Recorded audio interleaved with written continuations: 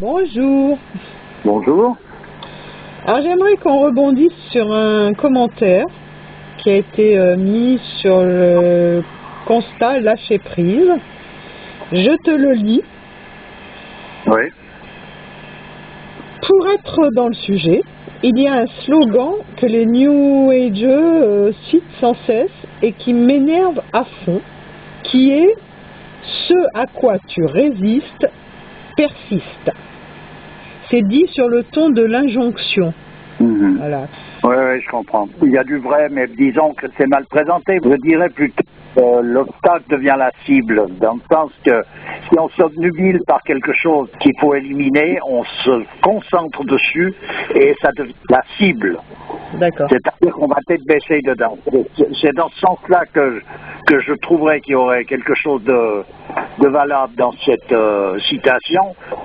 Là, ça, pour moi, ça ne veut rien dire. Voilà. Parce que bon, en fait, je finis de lire le commentaire et il dit « Je n'aime pas ce slogan » et je répondrai « Le silence est consentement ». Il faut bien défendre ses droits quand il y a une injustice. Le monde est bien dans cette situation. Si le monde va mal actuellement, c'est bien à cause du silence des gens et le manque d'action des gens. Voilà. Non, c'est pas vraiment à cause du silence et du manque d'action, c'est à cause du manque de concentration sur l'essentiel, c'est-à-dire sur le point central. Parce que du silence, il y en a pas.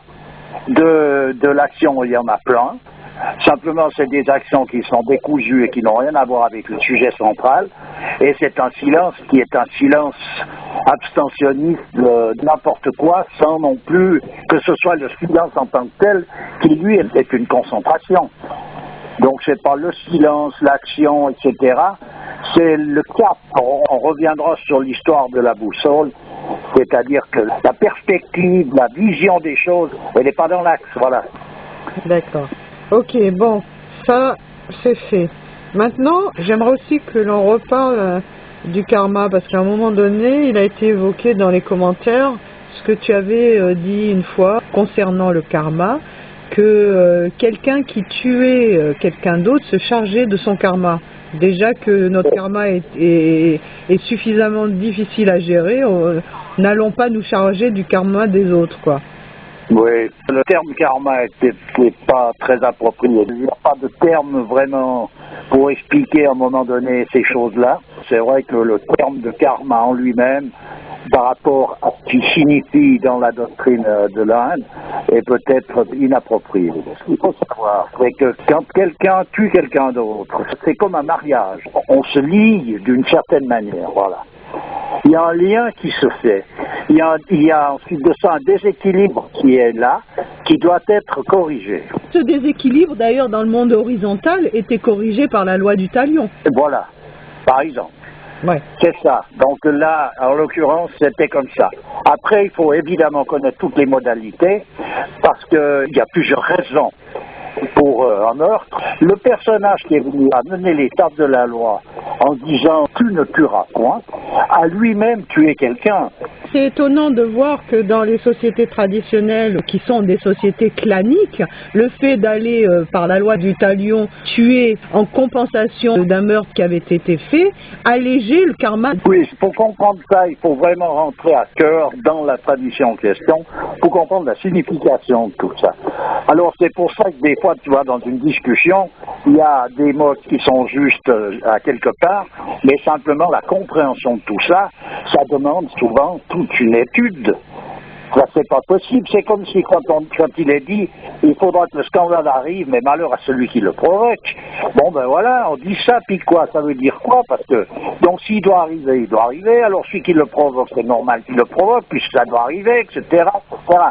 Donc on tourne en rond avec le raisonnement. Oui. Parce qu'il ne s'agit plus du raisonnement, il s'agit d'une autre posture qui fait qu'à un moment donné, on pénètre à cœur le mystère de tout ça, et c'est pas avec le raisonnement, qui lui est tributaire de l'état dans lequel on se trouvait sur le moment. Chaque mot a une signification différente par rapport à l'état dans lequel on est. On ne peut pas changer les mots, on ne peut pas changer les termes, puisqu'il n'y en a pas d'appropriés. Il y a des langages qui ont des mots spécifiques à certaines situations, et d'autres langues qui n'en ont pas. En français, il faut tourner autour du pot pour arriver à cerner l'histoire, mais on n'arrive pas à trouver un terme qui va être exact.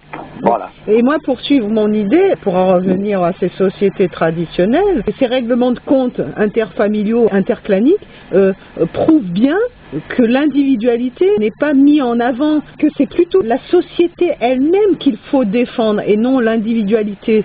Oui, ben oui, là en l'occurrence, les lois sociales ne sont pas les lois individuelles, parce qu'une collectivité, elle est régie par des lois qui ne sont pas nécessairement appropriées pour un seul individu. Voilà. Voilà, donc finalement l'individu n'est pas c'est pas qu'il n'est pas grand chose, il fait partie d'un tout qui est beaucoup plus important que cet individu-là. Voilà, mais après c'est l'interprétation de ça de nouveau. Parce que c'est vrai, mais c'est vrai dans quelle mesure et à quel endroit. Parce que si un individu n'a aucune espèce d'importance, je vois pas pourquoi une collectivité d'individus aurait de l'importance. Ça n'a aucune raison d'être non plus, tu comprends? Là il y a aussi une valeur hiérarchique des choses. Bien sûr, voilà. Bien sûr. Donc voilà, donc il faut la connaître. Ça veut dire qu'il faut se pencher dessus pour connaître cette valeur hiérarchique. Tous les termes utilisés prennent une autre signification, suivant la position, suivant l'emplacement, suivant les raisons pour lesquelles ils sont énoncés. Ouais. Voilà, enfin même le même commentaire, il y a eu le soulèvement de ce que représente un fantôme. Alors un fantôme, c'est pas...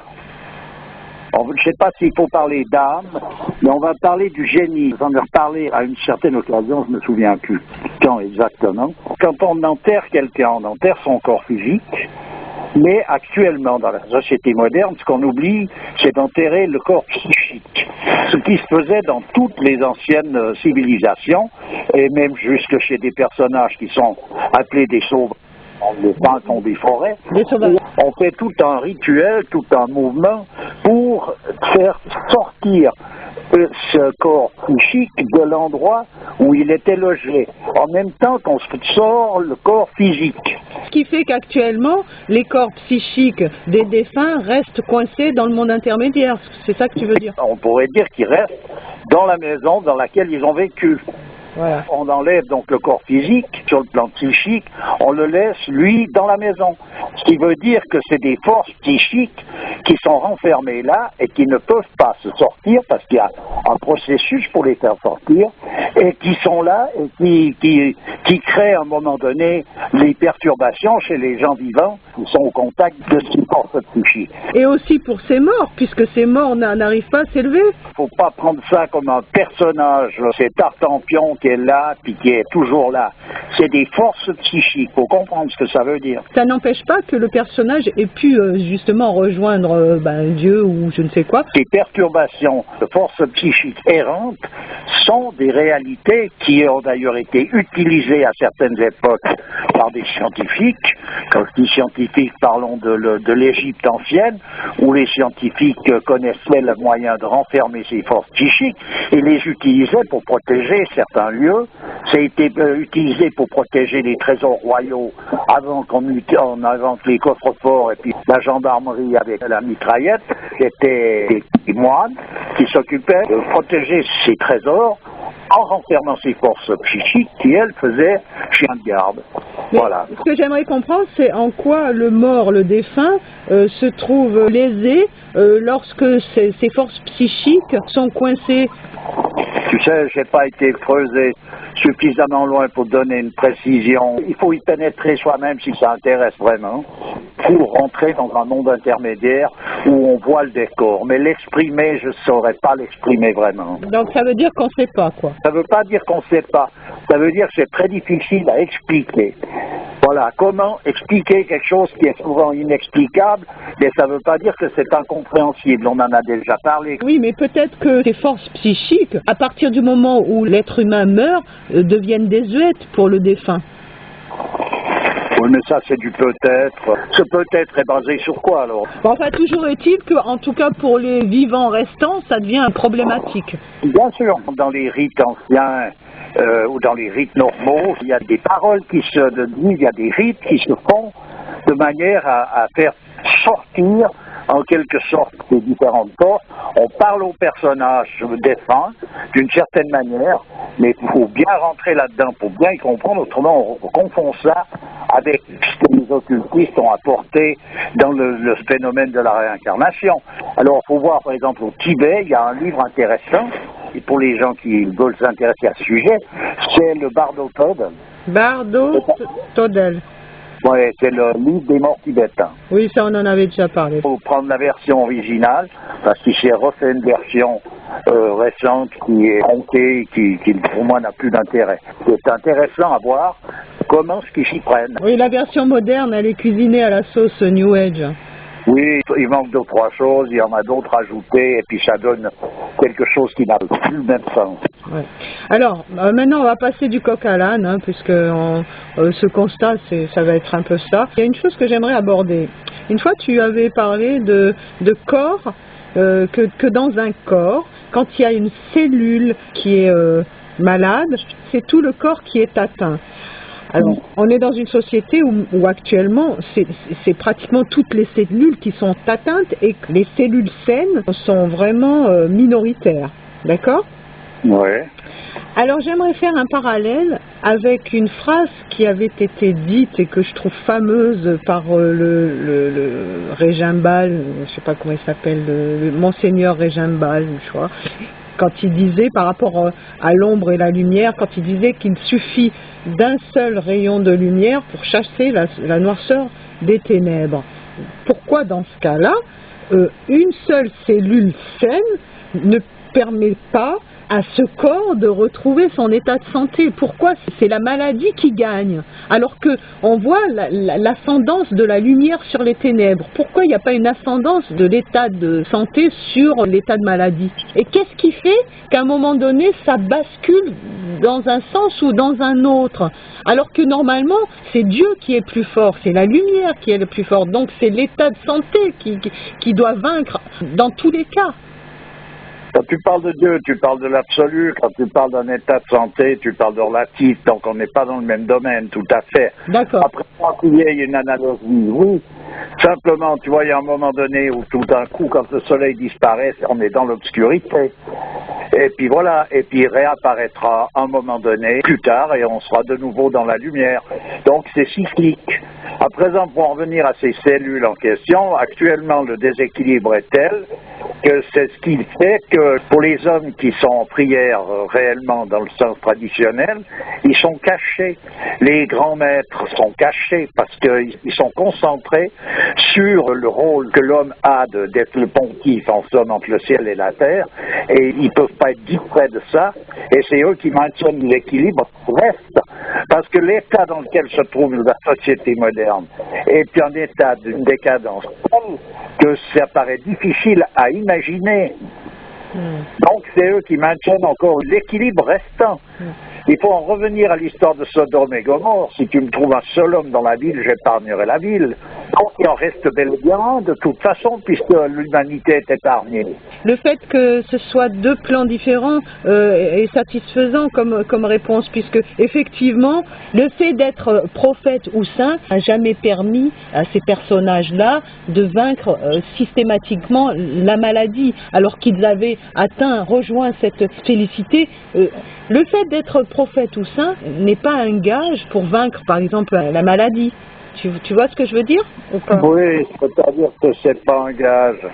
C'est pas qu'ils sont dans l'incapacité puisqu'il aurait donné des pouvoirs qui sont réels. Quand on avait dit au Maharishi, par exemple, qui était atteint d'un cancer, d'une tumeur, vous pouvez, par votre propre possibilité, vous arrivez à vous soigner.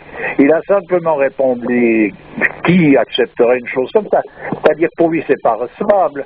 On va pas changer la volonté des choses et la destinée, la volonté divine et le mouvement exact de tout ce qui se représente, toutes ces choses-là, sous le prétexte de sauver quoi? Sauver une carcasse. Oui. Pour lui, ça n'a aucun sens. Sûrement, c'est normal que ces choses-là. On ne peut pas changer. Il n'y a aucune raison de changer les lois de la nature des choses.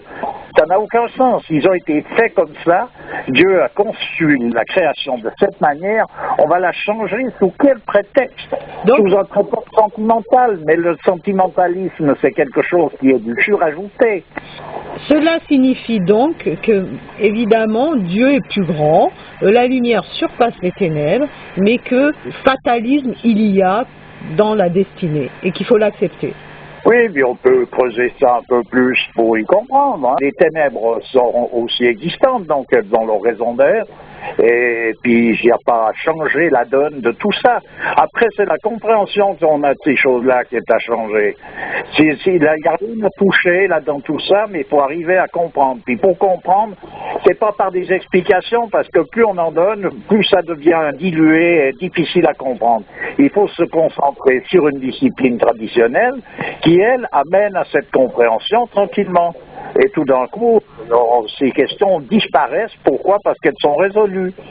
Voilà, en théorie et en explication, on ne résout pas grand-chose. Je te dis, la théorie et l'explication, elle est surtout là pour nous donner l'indication du chemin dans quelle direction il faut regarder. Après, regarder, faire la démarche, etc., c'est une autre histoire. Après, moi, ce que je vois, c'est deux plans. L'un, c'est l'acceptation de la grandeur de Dieu, et l'autre, c'est l'acceptation de la destinée, finalement. Et puis là, finalement, il n'y en a pas deux. C'en est qu'un seul. L'acceptation de la grandeur de Dieu amène à la compréhension de toute chose. Et Dieu, la grandeur de Dieu se manifeste aussi bien dans la destinée que dans tout. Comment veux-tu qu'elle se manifeste pas? Elle ne peut pas ne pas être. Ok. On finit là-dessus? Bon, écoute, pourquoi pas, hein. Il y aura bien d'autres choses à dire. C'est un peu décousu comme constat, mais voilà, on avait des choses à dire, puis on les a dit. Bah écoute, voilà, il y avait deux, trois commentaires. Et puis c'est difficile des fois d'éclairer certaines choses. Pourquoi? Parce que c'est des questions qui sont posées par rapport à un état. Alors il faudrait éclairer l'état en question, mais pas la question, parce que la question n'a pas lieu d'être. Si on déplace l'état en question ou qu'on change d'état, cette question disparaît. Quelque part, c'est plein de fausses questions. Donc les réponses là-dessus, c'est très difficile, à part de donner de nouveau l'explication qui consiste à faire la démarche nécessaire pour comprendre véritablement, s'approcher le plus près possible du centre, de manière à ce que tout s'éclaire et que toutes ces questions-là disparaissent d'elles-mêmes. Ok, bah écoute, enfin on retombe sur nos pattes. Ah bah écoute. Et on va en rester donc là. Ok, bah écoute. Je te remercie bien et puis à très bientôt. Toujours avec plaisir. À bientôt. À bientôt. Ouais. Au revoir. Au revoir.